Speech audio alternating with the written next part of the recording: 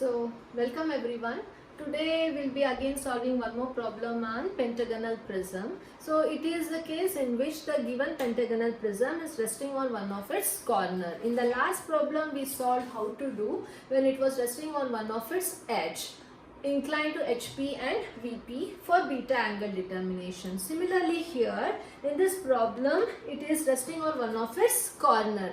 Along with that, the axis is inclined to HP as well as VP directly, and even this is a case of determining the apparent angle beta. Only the initial position changes because it is told the prism of 25 mm side is resting on one of its corner. So the initial position changes. So you have to understand how the position of the given pentagonal prism will be when it is resting on one of its corner. If it is resting on one of its corner, always we have to keep the corner towards our right.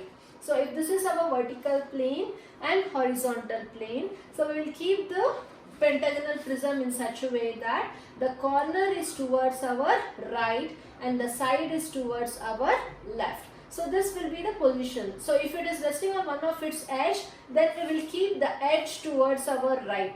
If it is resting on one of its corner, then we will keep the corner towards our right. So that is the concept what you have to understand. Since it is resting on one of its corner, the corner will be towards our right. So in this case, so when you view from the top view will be shown in this way. So the true shape of the base will be visible where the corner, where it is resting on one of its corners. So you keep the corner towards your right and edge towards our left. So when you keep this position in our horizontal plane and you view from the top, I showed you how the surface looks like.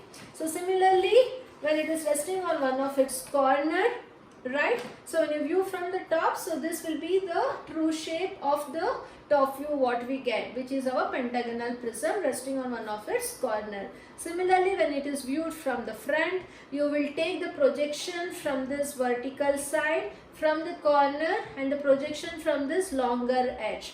Here what happens is, you will be having the axis from the top to the bottom. So that axis line will be overlapped with the longer edge always when it is resting on one of its corner. So always when it is a problem on resting on one of its corner, you won't be showing the axis line. You will be just showing the projection of the longer edge, because the projection of the longer edge overlaps the projection of the axis from the top to the bottom. So when you view from the front view, you will see the projection of this edge, the projection of this corner and the projection of this longer edge. So it will be just like a rectangular surface, so where the axis will be overlapped by the longer edge. So you will have a rectangular surface in the front view and a pentagonal surface as a true shape. Okay, so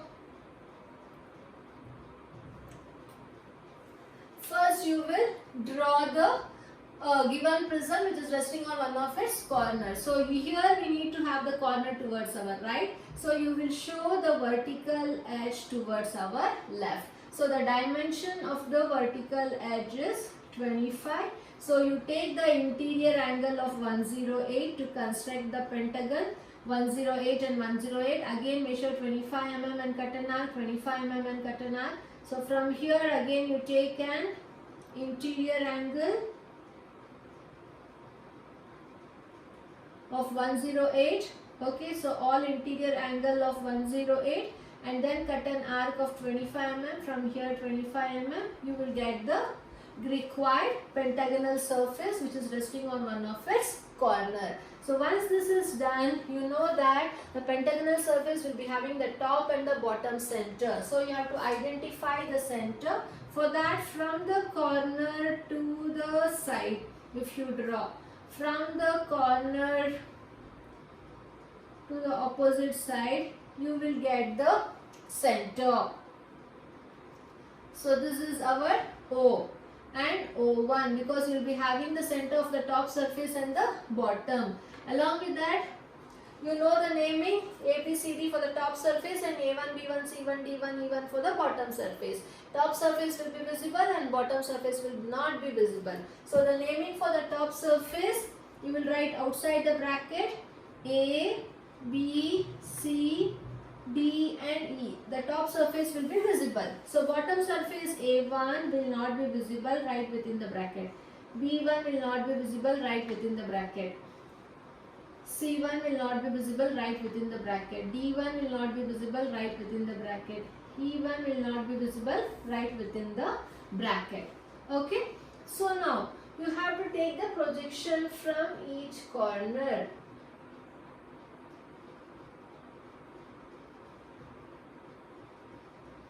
From the center also. So after taking the projection, you please see what is the axis height. So the axis height given is 50 mm. So you show the axis height as 50 mm and please take the projection of the other lines accordingly. After taking the projection, you measure 50 mm from the center and just cut an arc. 50 mm, cut an arc. 50 mm, cut an arc. So then join all these. So we will get an rectangular surface. So when the observer views here from the bottom, we are first naming for the bottom surface. A1 and E1 is along the same line. So A1 dash will be visible and E1 dash will not be visible, and hence within the bracket. And again, if here the observer views from here, O1 dash will be not visible, right? And as a result, you will write within the bracket. And again, along with that, you have the corners B1 and D1. B1 and D1 come along the same line. So this is O1 dash. B1 and D1 come along the same line. So when the observer views from here, B1 will be visible. So right outside B1 dash. D1 will not be visible, right within the bracket as D1 dash. Sorry. So here the projection of C1 dash will be visible. And now when you take the projection above for the top surface, same thing. You will write it as A dash in the bracket E dash, because you will be having A and E. A will be visible and E won't be visible. So E dash within the bracket, A dash outside the bracket. And again, center you have O and O1. O1 dash at the bottom, O dash at the top. Okay. So after this, you have B and D along the same line. B will be visible, D won't be visible. And as you write B dash outside the bracket, D dash within the bracket. And here when the projection is viewed from here, C will be visible. So when it comes to the top view, it becomes C dash. So this is how the front view and the top view of the pentagonal prism looks when it is resting on one of its corner of the base, such that the base will make equal inclinations with HP. So when it is inclined with resting on one of its corner, the base of the corner will be making equal inclinations with our horizontal plane. So next, after the first condition, it is told that draw the projection of the prism and the axis of the prism is inclined to HP at 40 and to VP at 30 degrees. So the axis now is inclined to 40 degree to HP and 30 degree to VP. So first what we do, leave some space and show the axis line. So axis is nothing but 40 degree to HP. So after that we have to shift now the base of the front view to the shifted axis line of 40 degree to HP. So for that you should identify the distance. So the axis is exactly 40 degree to HP. So this axis you are shifting. So if we have to determine now the distance from O1 dash to C1 dash. Measure this distance O1 dash to C1 dash using a compass. Okay, then move on this 40 degree line until the distance cuts exactly on our XY plane. So the distance here, when you move on 40 degree line at some particular point, the distance exactly cuts on XY plane. So this distance you kindly join immediately. After joining, you extend this line. So this line should be perpendicular to our axis line. Okay, so after that, you please see this distance from O1 dash to B1 dash. What is it? From O1 dash to B1 dash. Just make a reference point. So from here, take the projections.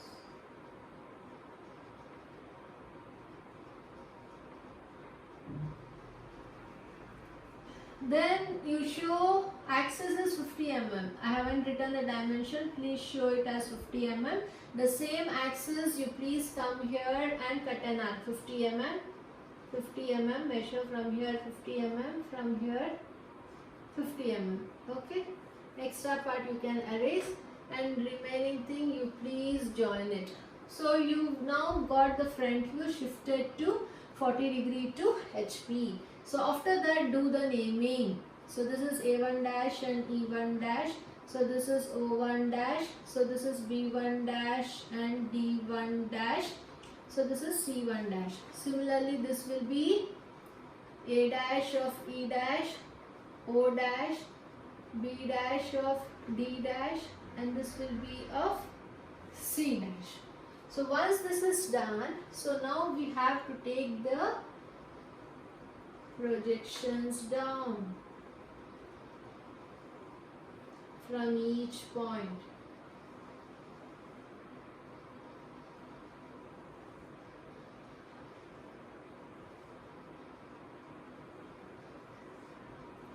Draw parallel lines. I am not using any scale over here.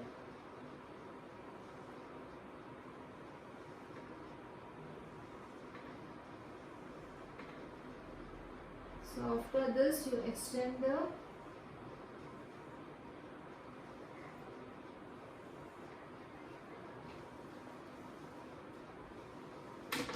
projections. So once this is done, kindly do the naming. So here we can see the locus. We will do the naming for bottom surface first. A1 is meeting A1 dash at this point, so this is our A1.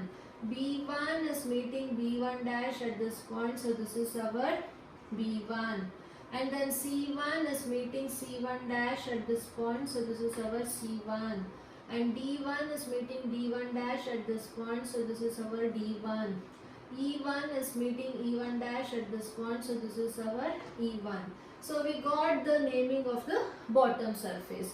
Now similarly do the naming for the top surface. So you have A with A dash, so this is our A. So we have B with B dash, so this is our B. So you have C with C dash, this is our C.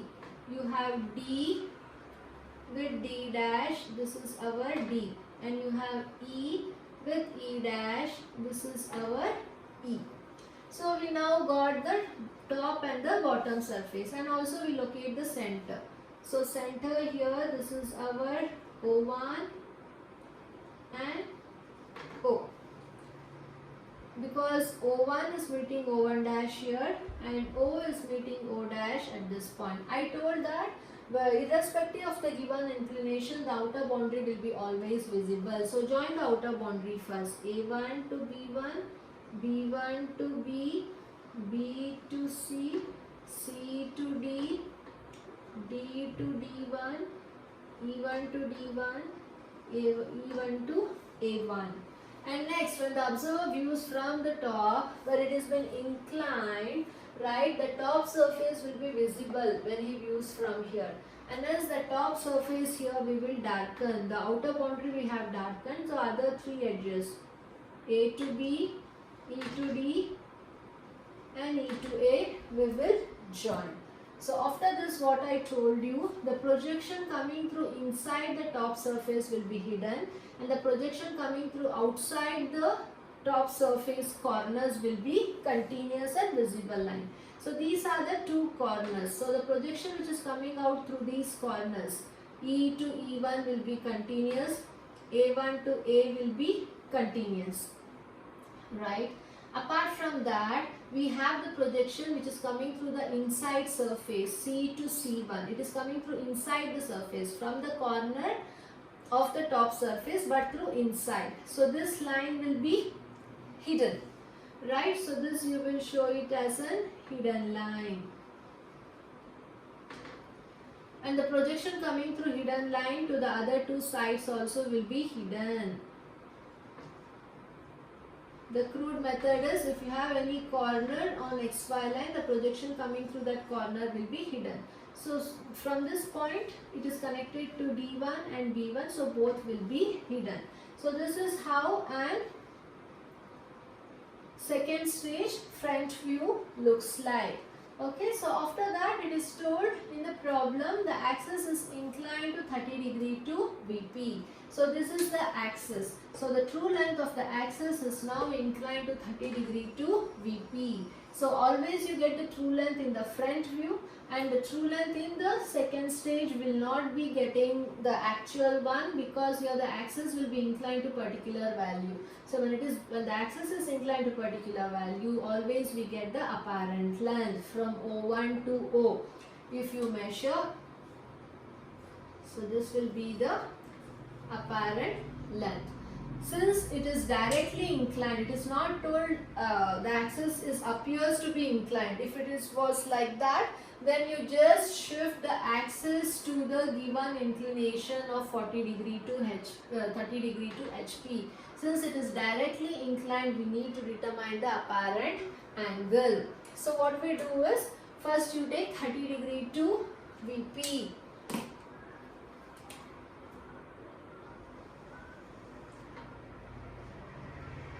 If it was not directly inclined, then what we used to do is directly take the apparent length from O1 to O on XY line and complete the remaining part of the given top view to the third stage. Since it is directly inclined, we need to determine the apparent angle. For that, first measure the true length of it from the front view, O1 dash to O dash, it is 50 mm.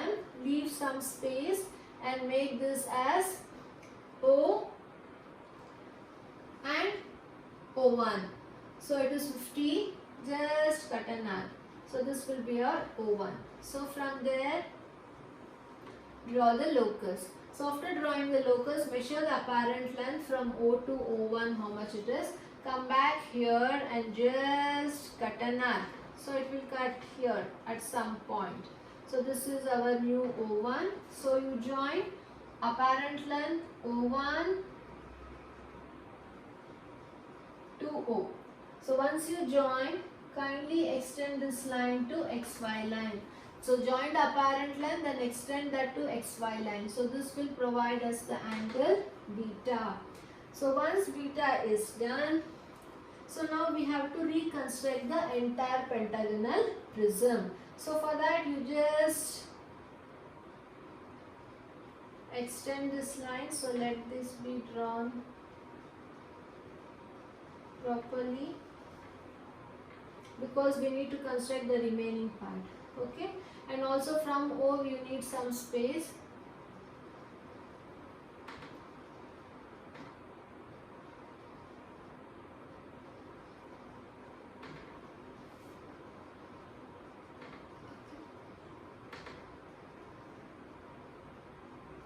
This beta little bit backside I will write, so that we will be having space. So from O to C you measure what is the distance and you just cut an arc on beta angle.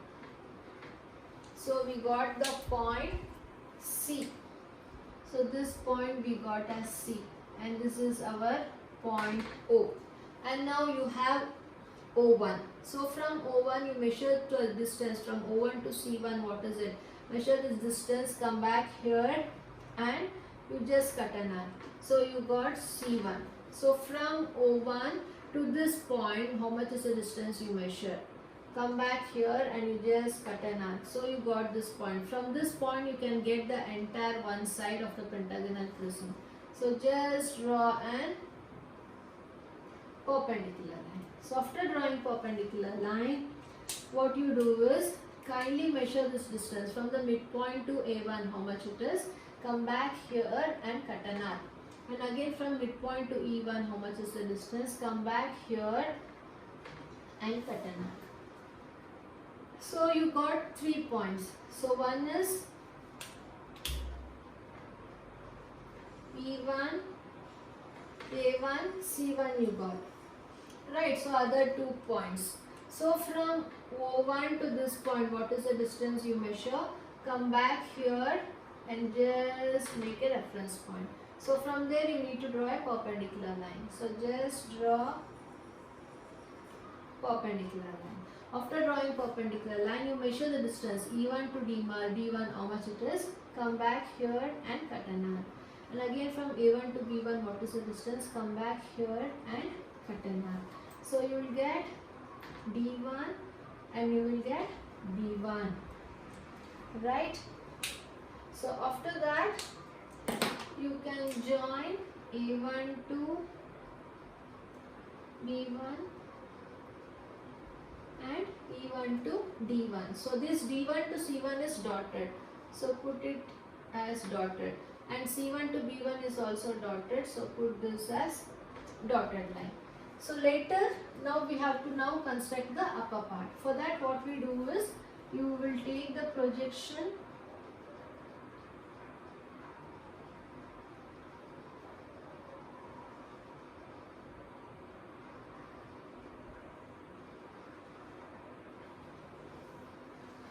okay. So after taking the projection, here you know the value of C and you know the value of O. So now what you do is, you measure the distance from O to this midpoint, how much it is.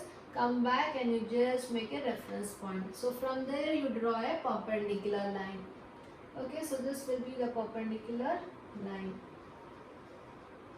So you got the 2 corners here. Right? So you will name this as E and A. After you get E and A, you measure from A to B what is this distance. Come back and what you do is, you will cut an arc. So it will cut somewhere here. Similarly from E to D, you see what is the distance. Come back here and you just cut an arc. Okay, so you got point B and point D. So you join D to E and A to B. So after that you can join C to B and C to D. So top surface is visible, so I darkened it immediately. So this is also visible.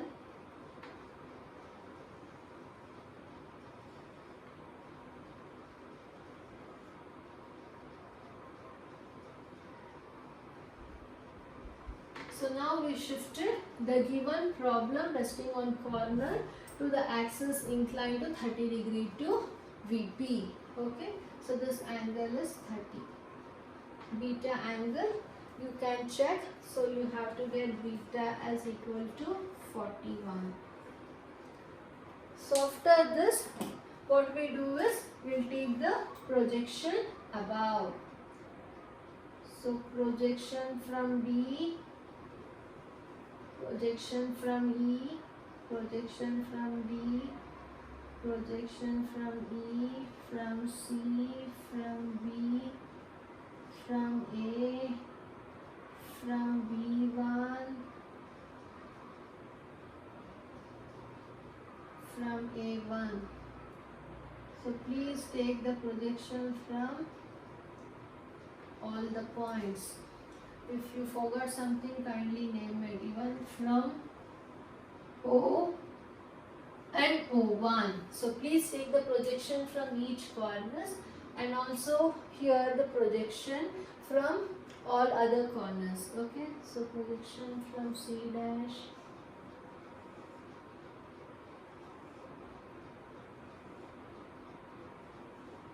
so whenever it is resting on one of its corner, these two will not come along the same line. Whenever it is resting on one of its edge, then only both will come along the same line. So these are the checklist to check whether the constructed part from your end is right or not. So after taking the projection, kindly erase the extra part. So then start reading the locus. So here you have the locus of E1 is meeting E1 dash at this point. So this is our E1 dash.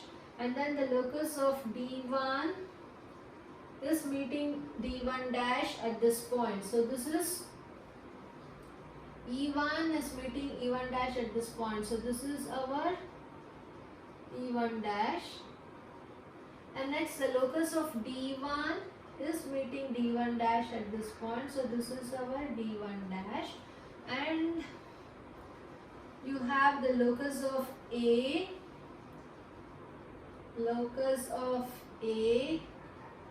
and A dash is meeting at this point. So this is our A1 dash. And then the locus of B. So this is the locus of B which is meeting B1 dash at this point. So this is our B1 dash. And this is the locus of C. So if you extend locus of C, it is along the xy line. So locus of C dash is meeting C1 dash at this point. So this is our C1 dash. So we got the 5 corners. Similarly, the locus of O1 is meeting O1 dash at this point. So this is our O1 dash. And now come for the top surface. So locus of B is meeting B1 dash at this point. So this is our B dash. And locus of A is meeting A1 dash here. So this is our A dash. And locus of C is meeting C dash here. So this is our C dash. And locus of D is meeting D1 dash at this point. So this is our D dash. And locus of E is meeting E dash at this point. So this is our E dash. So we name the top and the bottom surface and the center here. The locus of center O is meeting O dash. So this is our O dash. So we name the bottom as well as the top surface. So after this, now what we have to do is we have to join the outer boundaries. So outer boundaries will be always visible as I told you. So you will join C1 dash to D1 dash, D1 dash to E1 dash, and then from E1 dash to B1 dash, B1 dash to B dash, B dash to A dash, A dash to E dash, and again E dash to E1 dash. So this is the outer boundary.